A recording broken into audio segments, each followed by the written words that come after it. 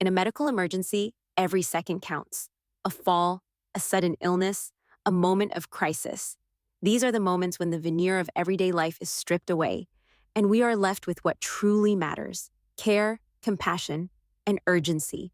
The sound of a siren is a sound of hope, a promise that help is on its way. But what happens when the people you depend on, the ones who are supposed to be your first line of defense, see your crisis not as a tragedy, but as an opportunity? What happens when the delay isn't due to traffic or a busy emergency room, but a calculated, chilling decision made in the shadows of your own home? We are about to delve into a story so disturbing, so fraught with dark implications, that it threatens to rewrite everything we thought we knew about one of 90 Day Fiancé's most controversial couples.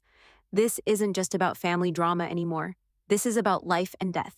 If you believe that truth, no matter how ugly, must be brought into the light, then I need you to do 3 things for me right now. Hit that like button to signal to the world that this story matters.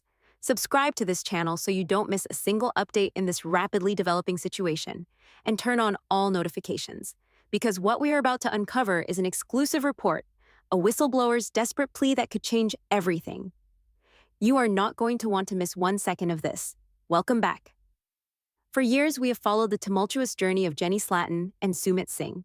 Theirs has been a saga of forbidden love, cultural clashes, and a seemingly insurmountable wall of familial disapproval. We watched Jenny leave her life in America behind, betting everything on a man 30 years her junior, a man whose family viewed her not as a daughter-in-law, but as a source of shame and dishonor. We witnessed Sumit's struggle, caught between the woman he loves and the parents he was raised to obey. Their story has been a roller coaster of secret relationships, tearful confrontations, and ultimately, a hard-won marriage that seemed, for a time, to have finally brought them a fragile peace. But peace, we are now learning, may have been nothing more than the quiet before a storm more terrifying than any of us could have ever imagined. The central conflict has always been clear: Sumit's parents, Sahna and Anil, and their unwavering rejection of Jenny. We saw the public humiliation, the threats of disownment, the relentless emotional pressure. We thought we had seen the worst of their campaign to separate the couple. We were wrong. What we are now hearing, from a source who has risked everything to come forward, suggests that the battle has moved from the emotional and social realm into something far more sinister. It has allegedly entered the realm of life and death. The information we have received comes in the form of an anonymous email, a digital message in a bottle sent from someone claiming to be in a unique position to witness the private reality of Jenny and Sumit's life in India. The author identifies themselves as a neighbor, but not just any neighbor. They claim to be a retired nurse with decades of experience in emergency and geriatric care. This is a critical detail. This isn't just a curious onlooker. This is a trained professional, someone whose eyes are conditioned to see the subtle signs of distress, to recognize the difference between a minor stumble and a serious medical event. Their anonymity, they explain, is born of fear of reprisal in a tight-knit community, but a fear outweighed by the duty they felt to speak out. Their conscience, they wrote, would not allow them to stay silent. The email details a recent incident that began with a sound that chills any caregiver to the bone: the sound of a fall, a sudden, sharp, and heavy thud from within the couple's home. The whistleblower, alerted by the noise, describes a scene of quiet panic. But what followed was not the frantic rush to get help that one would expect. It was something else. Something that, according to this trained medical professional, was deeply, alarmingly wrong. The email alleges that after the fall, Jenny was clearly unwell. The whistleblower uses phrases like disoriented, invisible pain, and unsteady. These are not vague descriptions. For a nurse, these are clinical observations, red flags indicating a potential head injury, a fracture, or internal trauma. In a woman of Jenny's age, any fall is a serious event. A fall that results in disorientation and visible pain is a medical emergency, plain and simple. Every protocol, every instinct, every ounce of medical training screams for immediate professional intervention. The first hour after such an incident, often called the golden hour, is absolutely critical. But help was not called. An ambulance was not summoned. Instead, according to the whistleblower's horrifying account, a different kind of drama began to unfold. The whistleblower claims they witnessed Sumit not on the phone with emergency services, but on the phone with his parents. And this was no brief call to inform them of the situation. This was, in the whistleblower's words, an hours-long argument. For hours, as Jenny's condition remained uncertain, as the critical window for treatment was potentially closing, the debate was not about which hospital to go to, but whether to go at all. This is the most damning part of the allegation, the detail that transforms this from a story of poor judgment into a narrative of potential, deliberate neglect. The whistleblower, from their vantage point, could hear Sumit's side of the conversation. They describe his voice as fraught with panic and desperation, a man fighting not just for his wife's health, but against an unseen force on the other end of the line.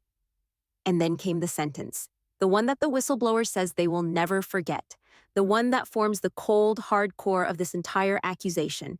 They claim they heard Sumit shout into the phone, his voice cracking with anguish, "Mother, she needs a doctor now!" Let that sink in. "Mother, she needs a doctor now!"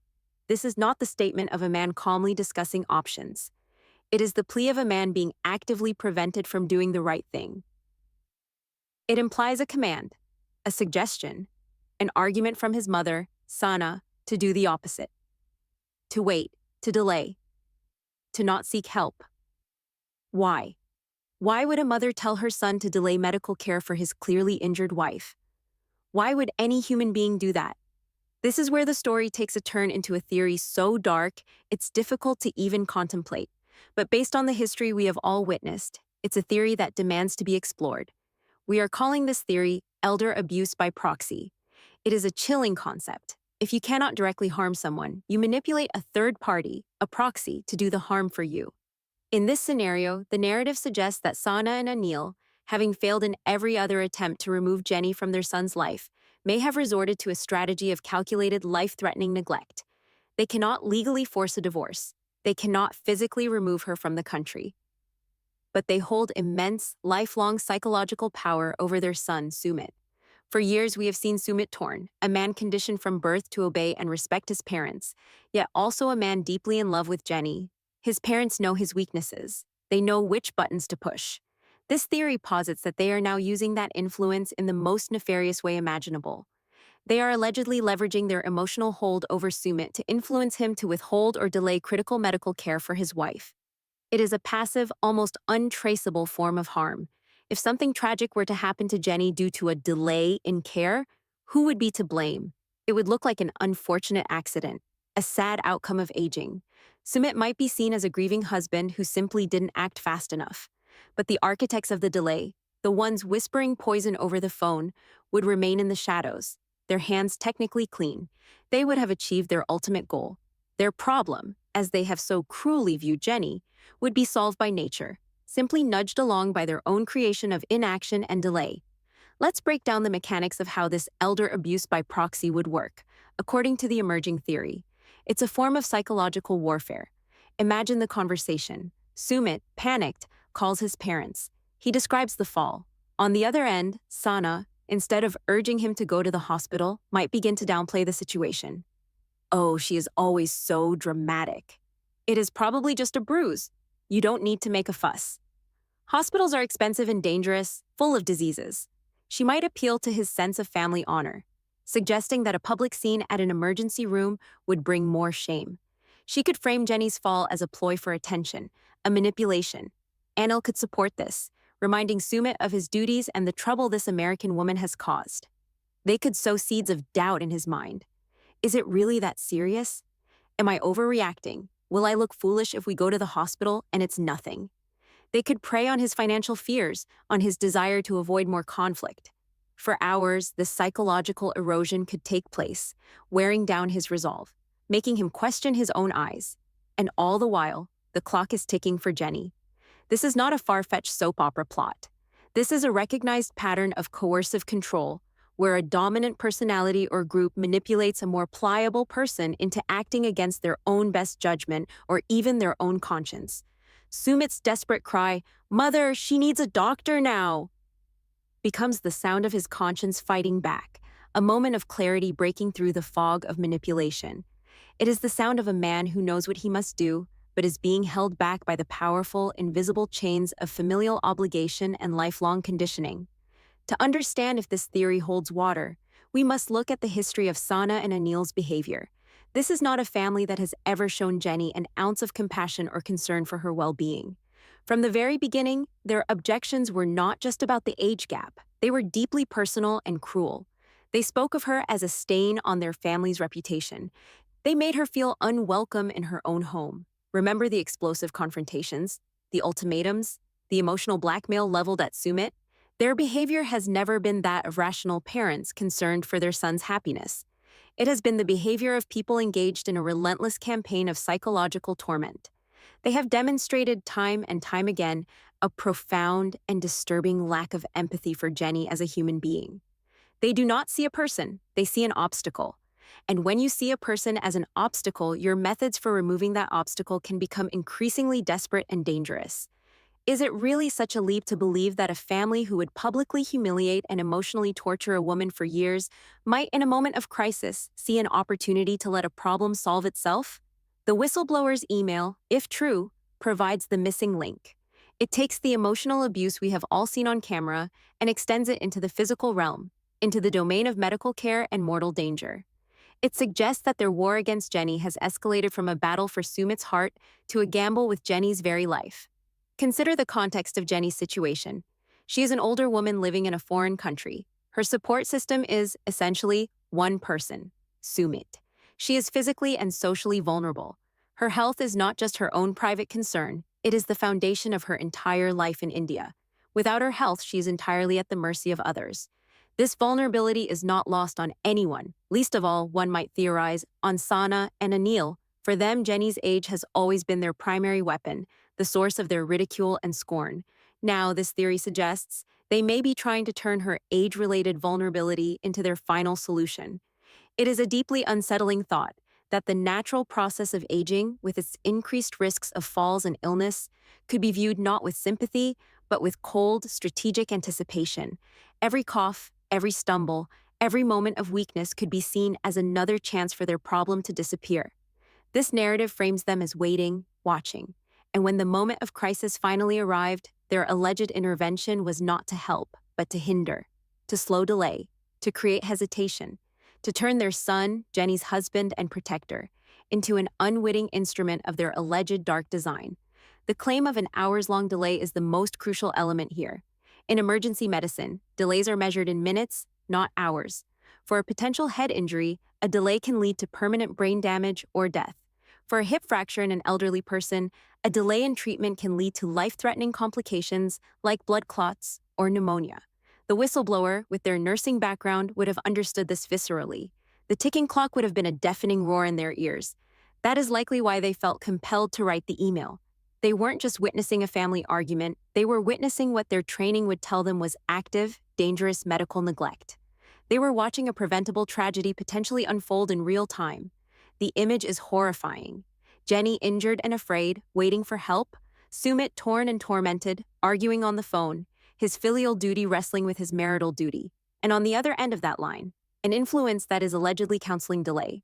An influence that is prioritizing family pride and long-held grudges over a human life hanging in the balance.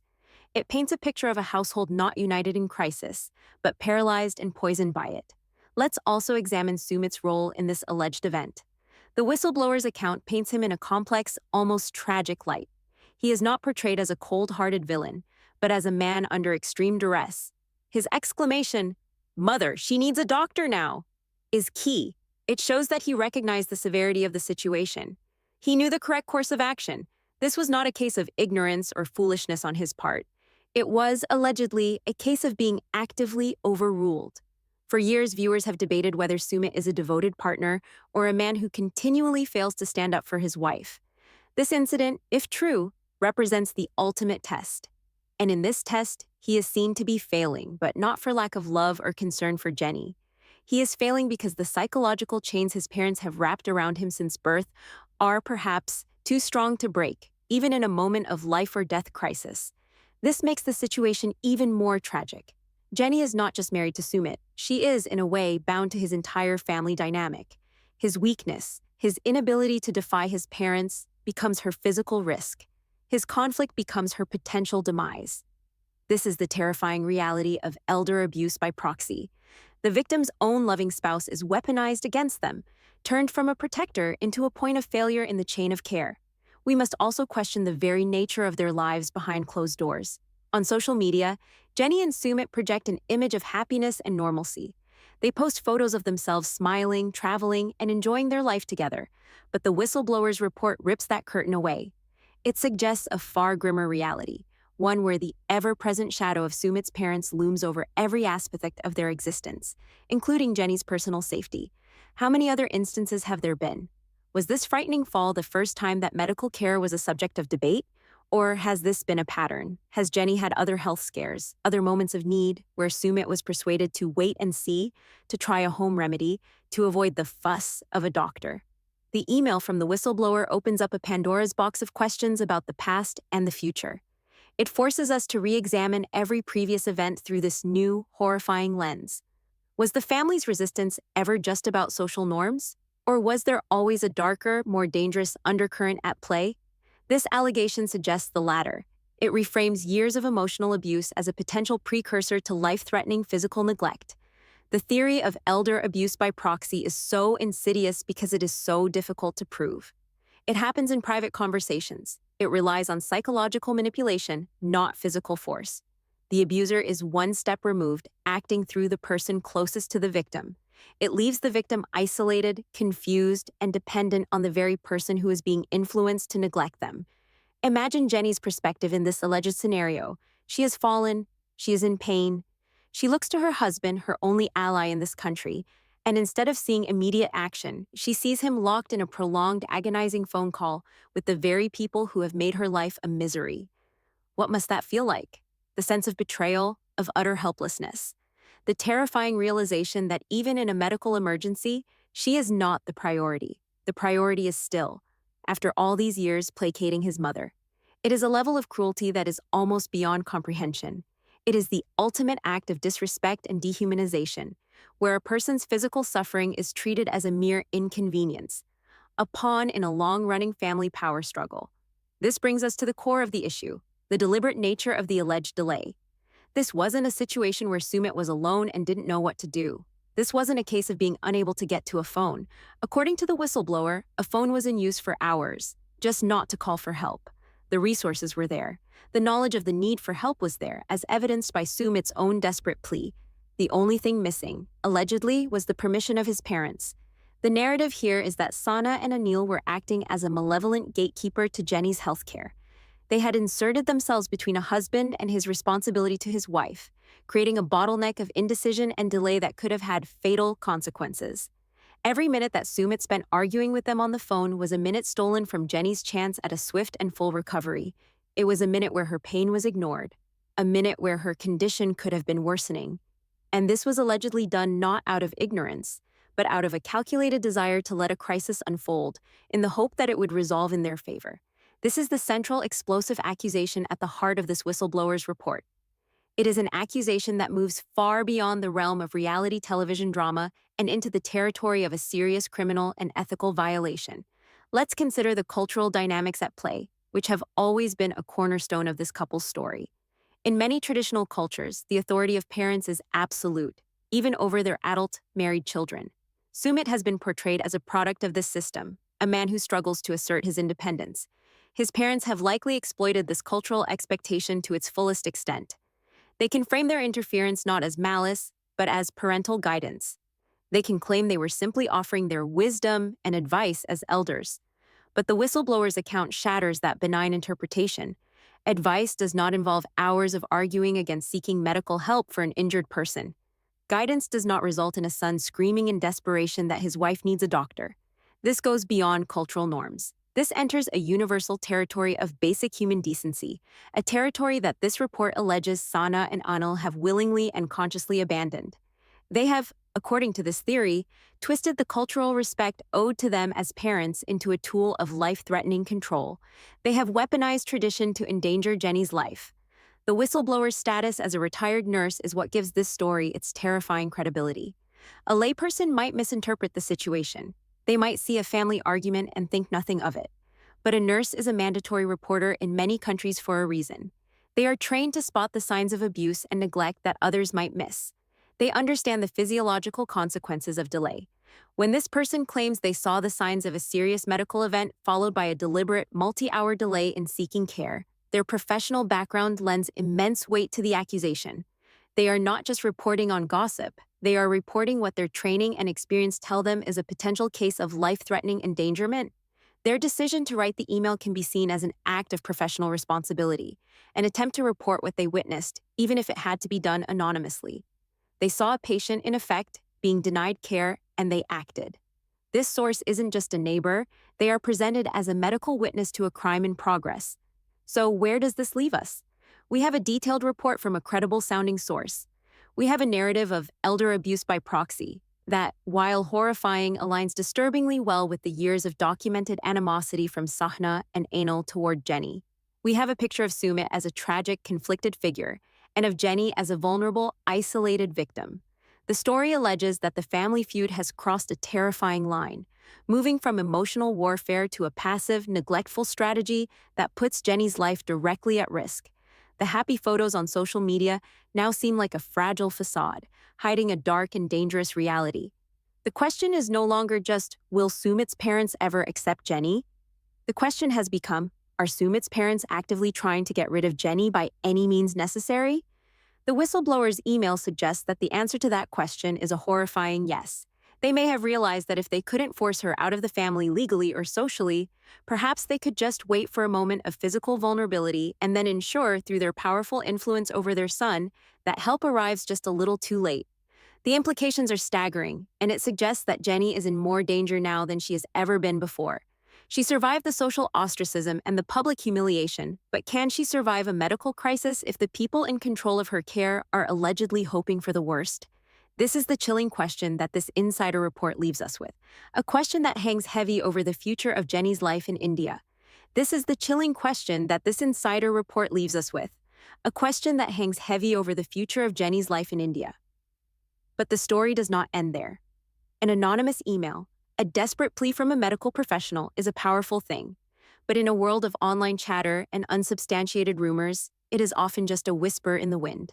For that whisper to become a roar, for it to have real-world consequences, it needs to reach the right ears. And according to a stunning new development in this exclusive story, that is exactly what happened.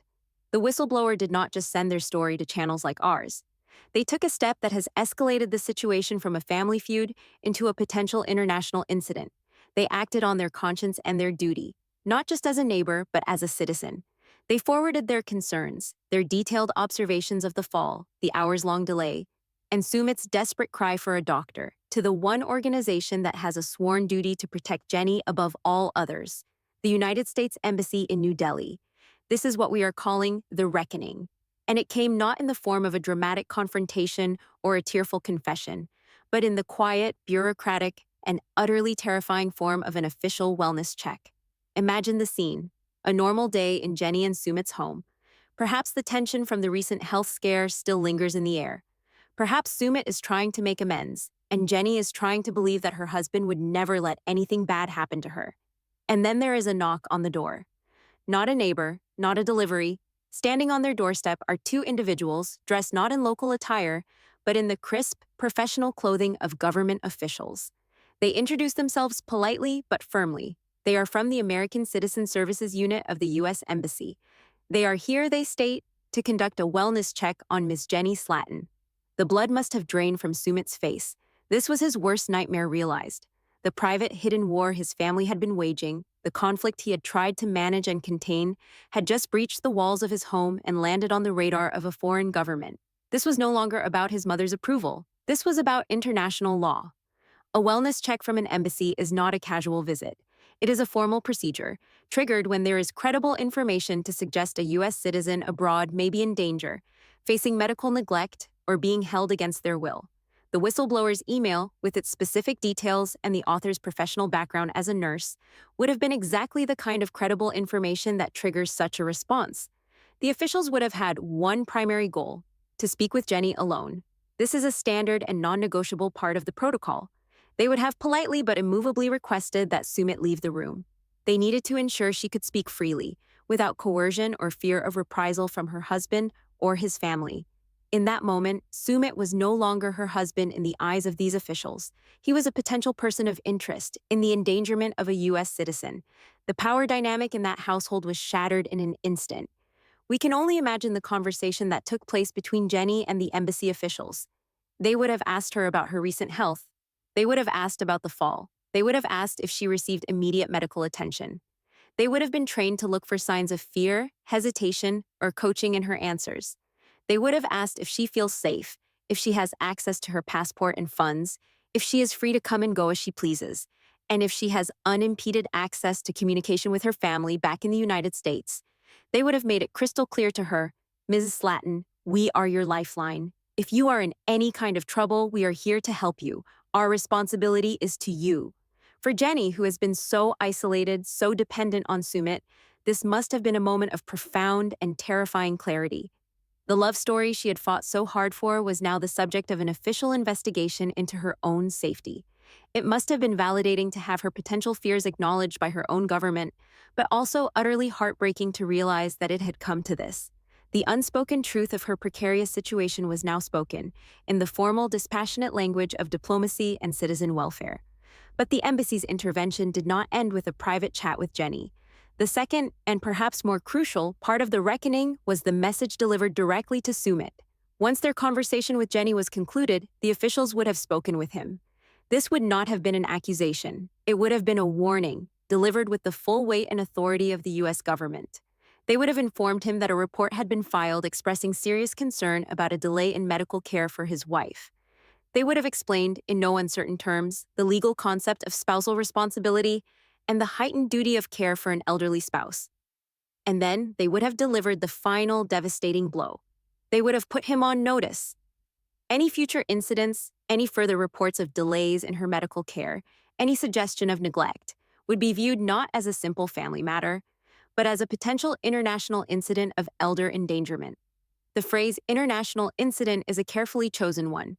It implies diplomatic cables, engagement with Indian authorities, and a level of scrutiny that could ruin lives and reputations forever. They essentially drew a line in the sand. On one side was his duty to his wife, a U.S. citizen. On the other side were the potential consequences, which they would have made clear would be severe. Let's break down what those severe legal consequences would actually mean for Sumit. First, there's the immigration angle.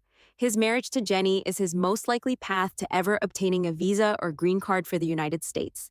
An official report from the U.S. Embassy detailing spousal neglect, particularly of an elderly citizen, would be a permanent, blazing red flag on any immigration application he ever files. It would be an almost certain denial. His dream of a life that bridges both India and America would be permanently extinguished. Second, there are potential legal consequences within India. While family dynamics can be complex, laws against neglect and endangerment of a spouse or an elder do exist. An official inquiry from a foreign embassy would undoubtedly trigger interest from local law enforcement. Sahna and Anil's desire to keep their family's honor intact would backfire spectacularly, as their private affairs could become the subject of a public police investigation. The shame they so desperately wanted to avoid by rejecting Jenny would be brought down upon them 1,000-fold by their own alleged actions. Finally, there's the risk to Jenny's own visa status in India. If the U.S. government deems her to be in an unsafe living situation, they could take steps to repatriate her, effectively ending her life with Sumit whether he wants it or not. The very marriage he fought so hard for could be dissolved by the consequences of his own or his family's alleged inaction. This wellness check, this official inquiry, fundamentally changes the entire game. The power that Sahna and Anil allegedly wielded over Sumit was based on psychological and emotional manipulation conducted in private. They could whisper their poison over the phone, confident that their influence was invisible to the outside world. The embassy's visit dragged their alleged conspiracy out of the shadows and into the harsh fluorescent light of international diplomacy. They can no longer operate with impunity. Sumit is now on notice. He can no longer claim ignorance or indecision. He has been told directly by representatives of a superpower that his wife's well-being is being monitored. Every future decision he makes regarding her health will be judged against this official warning. The plausible deniability is gone. The next time Jenny falls or feels unwell, if he hesitates, if he picks up the phone to call his mother before he calls an ambulance, he will be knowingly and willfully violating a direct warning from the U.S. Embassy. The stakes have been raised from family disapproval to life-altering legal and diplomatic jeopardy. What does this do to a man like Sumit, a man who has spent his entire life caught between two worlds? This event forces him to make a choice, a final and definitive choice that he has been avoiding for over a decade. He can no longer try to please both his parents and his wife. The U.S. government has now made it clear that any attempt to placate his parents at the expense of Jenny's health will have catastrophic consequences for him. His loyalty is no longer a matter of emotional debate. It is a matter of legal record. This reckoning could be the very thing that finally severs the toxic umbilical cord connecting him to his parents. The fear of legal repercussions may finally outweigh the fear of his mother's disappointment. He is being forced to grow up, to become a husband in the truest sense of the word, a protector. Not because he found the courage on his own, but because an external, more powerful authority has mandated it. But there is also a darker possibility. The pressure could crush him. He could resent Jenny for being the source of this external scrutiny. He could be driven further into his parents' arms, seeking their counsel on how to manage this new threat. But even they would have to recognize that they are now playing a game with a far more powerful opponent than an American retiree. They are now on the radar of the U.S. State Department. And what of Sahna and Anil? Their alleged strategy of elder abuse by proxy relied on subtlety and the psychological manipulation of their son. It was a hands-off approach, designed to achieve a result without leaving fingerprints. The embassy's wellness check is like a forensic team sweeping in and dusting for those very prints. They have been exposed. Their influence, which they have nurtured and wielded for decades, has been challenged. They must know that Sumit would have told them about the visit. They must know that they are now persons of interest in the eyes of a foreign government. Their power was in their ability to control their son's actions in private. That privacy has been violated. This could either force them to back off completely, terrified of the consequences, or it could make them even more resentful, more determined to find another, more subtle way to undermine Jenny. But one thing is for sure. The old method, the one of openly telling their son to delay medical care, is now off the table.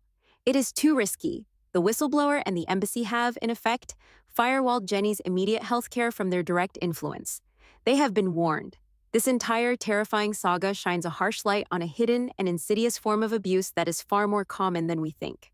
Elder abuse is not always as obvious as physical harm or financial theft. It can be quiet, passive, and psychological. It can be the deliberate withholding of care. It can be the downplaying of serious medical symptoms. It can be the isolation of a vulnerable person from their support systems. And elder abuse by proxy, as we have seen in this narrative, is perhaps its most cowardly form. It's when an abuser uses their emotional or psychological control over a caregiver to inflict neglect upon the elderly person. The caregiver becomes both a victim of manipulation and an instrument of abuse. It happens in families all over the world, behind closed doors, masked as family disagreements or cultural differences. But the outcome is the same. A vulnerable person is put in danger, their health and life gambled with to serve someone else's agenda. Jenny's story, as alleged by this whistleblower, is a textbook example.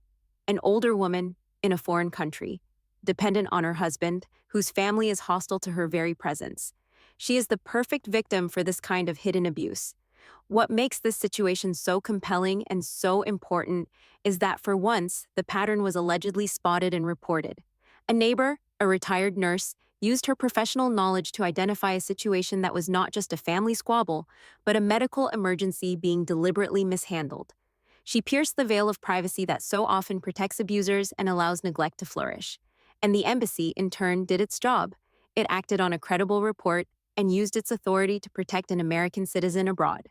It is a fragile chain of events that saved Jenny from what could have been a far worse fate. It shows that speaking up, even anonymously, can have a profound impact. It can bring accountability where there was none. It can bring light into the darkest corners of a family's life. This has escalated from a family feud to a life-and-death situation. The accusation that Sahna and Anil were willing to risk Jenny's life to solve their problem is, without a doubt, the most evil accusation leveled in the history of this franchise. It transforms them from disapproving parents into something far more monstrous. It reframes their entire story as not one of culture clash, but of a cold, calculated, and potentially homicidal disregard for human life. And so we are left with a story that must be told. It is a cautionary tale about the dangers of isolation, the insidious nature of coercive control, and the vulnerability of the elderly. This is no longer just about television ratings or social media drama. This is about shining a bright, unflinching light on the hidden dangers that many elderly people face, often at the hands of those they should be able to trust the most. we must ask the question, if this can happen to someone like Jenny, who has a public profile and the resources of a U.S. embassy behind her, how many others are out there suffering in silence, with no one to witness their plight and no one to make the call for help? That is why this story is so important. It is a wake-up call. We need to be the neighbors who are paying attention. We need to be the ones who recognize when a family argument crosses the line into dangerous neglect. The battle to protect Jenny may have seen a major victory with the embassy's intervention, but the war for her safety and well-being is likely far from over. The forces arrayed against her have merely been pushed back into the shadows, and it is our job to keep the light on them. Is this the most evil accusation yet? Share this story. Talk about it. Use the hashtag #ProtectJenny. Let this serve as a message, not just to the Singh family, but to anyone who thinks that the vulnerability of an elderly person is an opportunity. Let them know that we are watching. Let them know that a life is not a problem to be solved and a crisis is not an opportunity for malice. Every second counts, and every voice raised in defense of the vulnerable counts too. Let yours be one of them.